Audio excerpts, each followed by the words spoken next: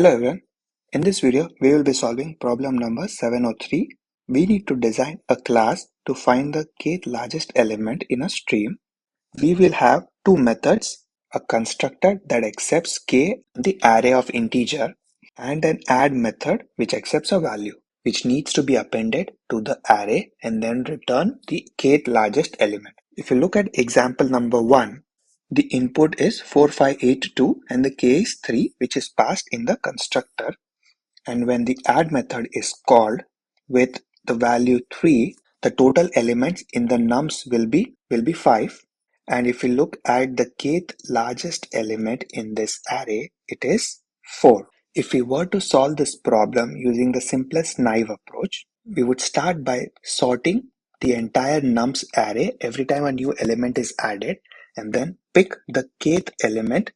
The challenge with that approach is the time complexity, which will be O of n, where n is the number of elements in the array. So every time a new element is added, we will have to do a sorting and then pick the kth element. Even if we end up doing an efficient sorting like binary search, our time complexity will be O of log n, and every time we are adding a new element, we'll keep on having to do the sorting. Now let's talk about if there is a better solution available. One thing I want to highlight here is the importance of k. As we are maintaining a collection, we only need to maintain a total of k elements in it.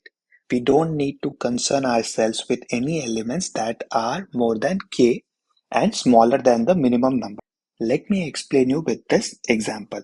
If I have 4, 5, 8 and 2 and my k is 3 at any given point of time, and however numbers I add to this collection, I will never be returning 2 as my output because there are at least k elements greater than 2 already available in the array. So I can completely ignore 2 from being used in any of my calculation in the future. Let's say if I call this method and add 3, the collection would be 4, 5, 8, 3. We are in the similar situation again where there are 3 elements already greater than the new value that was added in the collection. We can totally ignore 3. If I add 6 to my collection, I will have 4, 5, 8, 6. I can ignore 4 and only work with the remaining 3 values. I hope you followed this logic where we only need to work with k element as we are making the calculations. So the best data structure that we can use here to solve the problem is MinHeap with k size. We already talked about why the size will be k. This data structure offers the capability of sorting the collection in O of log n time complexity, and when we are doing a get operation on it, we can do it in O of 1. When we are adding all of the entries to this collection, everything will be already sorted and we will only peek at the last element in the collection and return it.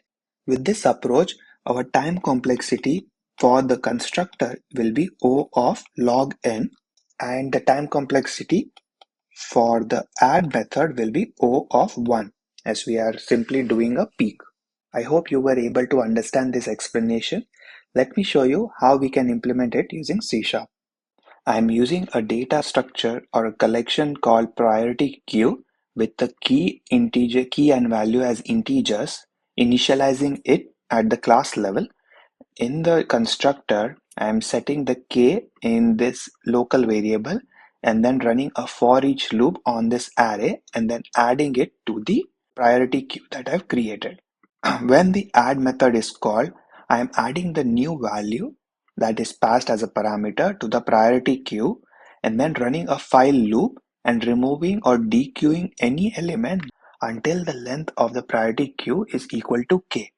After the while loop is complete, I expect only k elements will be available in the priority queue collection, and all I need to do is peek at the last entry in the collection and return it. I hope you were able to understand this code. This code is available on my GitHub repository. The link is there in the description below. Feel free to check that out, and I will see you in the next one. Thank you.